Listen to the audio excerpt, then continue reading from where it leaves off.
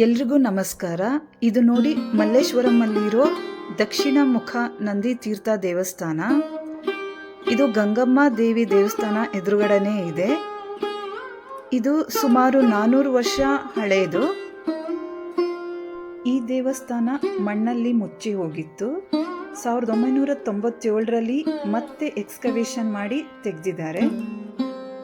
ಈ ದೇವಸ್ಥಾನದ ವಿಶೇಷತೆ ಏನಂದರೆ, ಇಲ್ಲಿ ನಂದಿಯ ಬಾಯಿಯಿಂದ ಯಾವಾಗಲೂ ನೀರು ಹರಿತಾ ಇರುತ್ತೆ. ಆ ನೀರು ಕೆಳಗಡೆ ಇರೋ ಲಿಂಗದ ಮೇಲೆ ಬಿದ್ದು ಕಲ್ಯಾಣಿಗೆ ಹೋಗಿ ಸೇರುತ್ತೆ. ಆಮೇಲೆ ಕಲ್ಯಾಣಿ ಮುಂದೆ ಇರೋ ದೊಡ್ಡ ಬಾವಿಗೆ ಹೋಗಿ ಸೇರುತ್ತೆ. ಈ ದೇವಸ್ಥಾನ ತುಂಬ ಅದ್ಭುತವಾಗಿದೆ. ಮಲ್ಲೇಶ್ವರಂ ಸೈಡ್ ಬಂದಾಗ ಮಿಸ್ ಮಾಡ್ಕೊಳ್ದೆ ನೋಡಿ. ಪೂರ್ತಿ ವಿಡಿಯೋ ನಮ್ಮ ಚಾನಲಲ್ಲಿದೆ ನೋಡಿ.